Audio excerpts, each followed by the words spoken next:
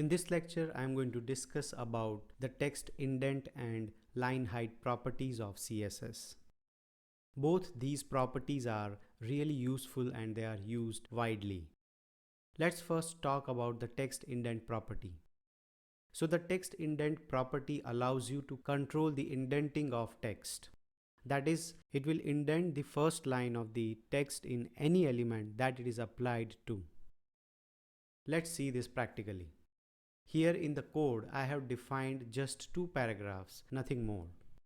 Now we are going to apply the text indent property to these paragraphs, but before that, let me show you the output, how it normally looks. You can see there is no indentation on any of these paragraphs. Okay, back to the coding. Let's apply the text indent property.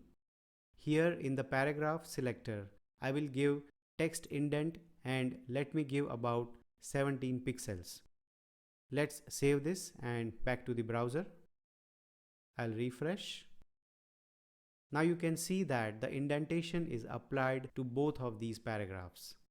You can also give negative values to this property, but in that case the indentation will move to the left side, that is the first line will be indented to the left. Let's try that. Here in the paragraph selector, let's give text indent to about -15 pixels. Let's check the output. So you can see that by giving negative values to the text indent, the indentation will be more towards left side. The negative values can often help you to create what is known as the hanging punctuation, which is a scenario where you can avoid the indentation created by double quotes, which seems to be disrupting the flow of the text, making it look indented. So for example, let me add double quotes here.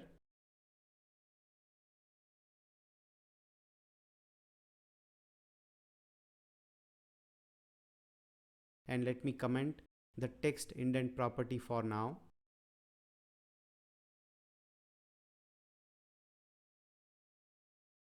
So you see that the double quotes create an unwanted indentation. It's not a big problem, but in some cases you don't want that indentation. That's where giving negative values to indentation helps. So here let me just uncomment this and let's give -0.4 em. Now let's check the browser. So you can see it is hanging the punctuation outside the margin of the text.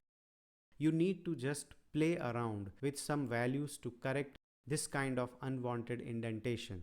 So this is how you can use the text indent property. There is one more property we are going to discuss, and that is line height property.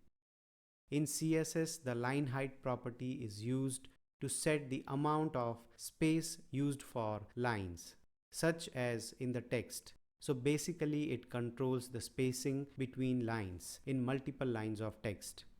So here in the coding, let me give line height to paragraph. I will say line height and will give normal here. Let's see the output. Let me just refresh. Now you can see the difference the line height makes. Remember, you cannot give negative values to the line height. Negative values are not allowed. You can give line height property in font shorthand notation as well. Let's try giving percentage values to line height. Let's give here about 150%. Let me refresh the browser. There you have it. So it is basically looking at the size of the text and then it gives you the line height which is equal to 150% of that. The line height is unique and it allows us to give length values without any unit of measurement, like I say here 1.5 instead of 150%. This is also a valid format. Now if I refresh the screen, you can see that there is no change happening because 1.5 is equal to 150%, so that's why they render the same. Now you can also use line height to give a highlight to the text. So here in the h2, let me create a class. Now I will give some styling to the class. I will give background and line height, also giving padding here. Let's save this and go back to the browser. There you go. So line height is very useful property and is widely used as well.